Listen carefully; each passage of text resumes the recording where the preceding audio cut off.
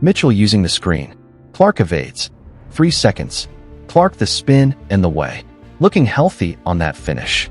Caitlin Clark wasted absolutely zero time reminding everyone why this league stops when she plays.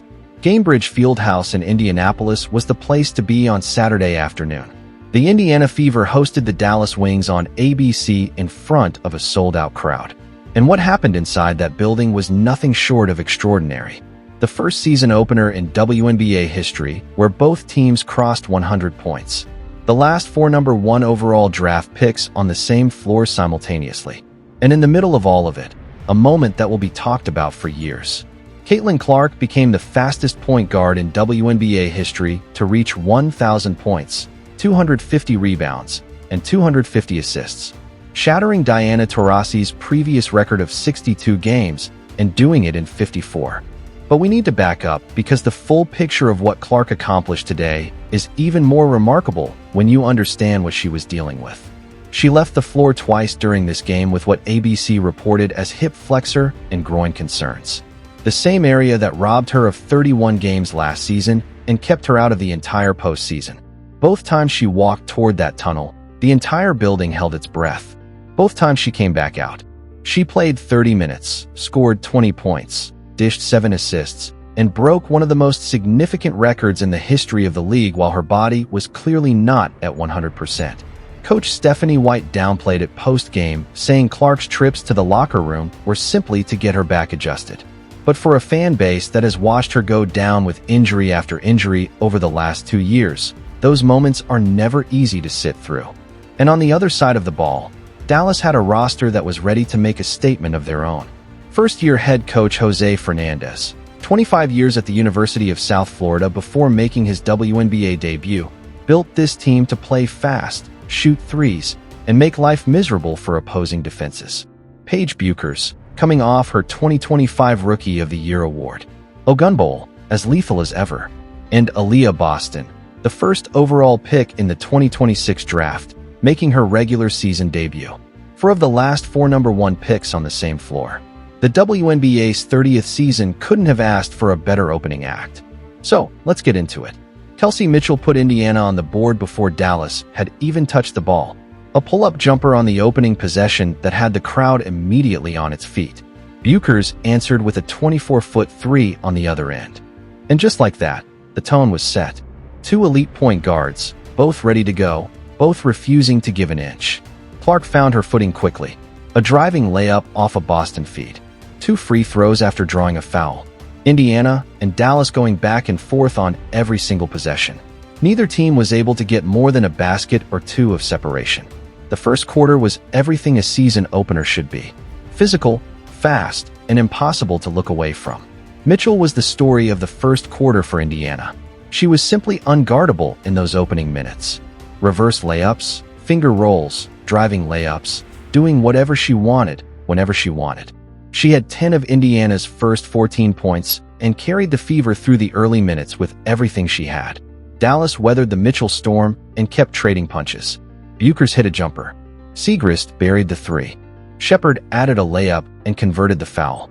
And the first quarter ended with the Wings ahead 27-25. 2 points, everything still to play for.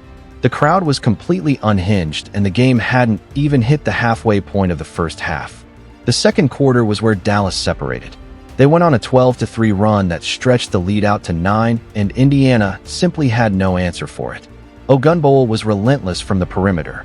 Bueckers kept threading the needle on drives and making the right read every single time.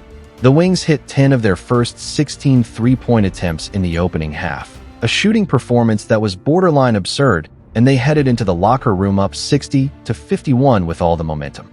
Indiana came out of the half a completely different team. Clark caught the ball on the first possession of the third quarter, stepped back from 26 feet, and buried a 3 before Dallas could even set their defense. Just like that, the deficit was 6 and Gainbridge Fieldhouse was alive again. And then Clark took over in a way that nobody who was watching will forget for a very long time. Another 3 off of Boston assists, a 29-footer from well beyond the arc, a reverse layup in traffic, a perfectly timed pass to Boston cutting to the rim, and then another one. She scored or assisted on 12 of Indiana's first 16 points of the third quarter, single-handedly dragging the Fever back into a game they had no business being in after that second quarter. 9 points down at halftime, 3 points down just minutes into the third. The place was shaking, and then the moment happened. Clark spun through traffic, flipped a finger roll off the glass, and the basket counted.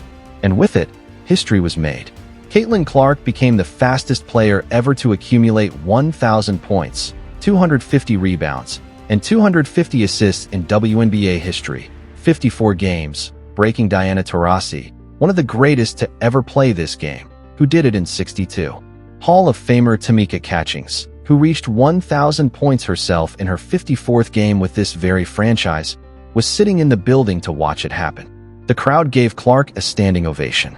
The broadcast team stopped to mark the moment, and Clark, being Clark, acknowledged it briefly, music, and got right back to work. Dallas steadied themselves and kept answering every Indiana run, and Beckers was absolutely music, brilliant down the stretch of the third quarter. 20 points on 8 of 10 shooting on the day, making plays that reminded everyone watching why the music entire league was built to draft her first. The third quarter ended with the game tied at 80-80, and it was down to the final quarter. Dallas grabbed the early momentum in the fourth, pushing the lead to 5 on an Ogunbowale 3, and it felt like the Wings were finally going to pull away. And then Clark called out James for flopping. James drew a personal foul call that Clark had absolutely zero interest in, and she made sure James knew it, getting right in her face, pointing at her, and letting the entire building know she thought it was a dive. The crowd erupted. The energy completely shifted, and Indiana used that moment as a spark. That is who Caitlin Clark is. Even in the moments between the plays, she is must-watch television. Mitchell kept the Fever right there. A driving layup and an and-one to cut it to 2, and then a step-back 3 to make it a one-possession game. The building was absolutely volcanic, and Indiana was right on the edge of completing one of the more remarkable comebacks of the young season. Boston then stripped the ball from Beckers, pushed it the length of the floor, and laid it in to make it 101-100. And for one breathless moment, it genuinely felt like the Fever were going to win this thing. But Dallas held on. Alana Smith hit a layup. Sims converted a free throw. And despite Indiana's best efforts in the final seconds, Clark launching a 31-footer after Beckers flew by her, Mitchell heaving a half-court shot at the horn.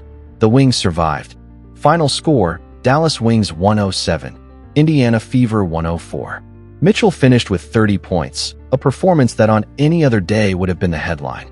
Boston added 23 points, 9 rebounds, and 3 steals, and was the most complete player on the floor from start to finish.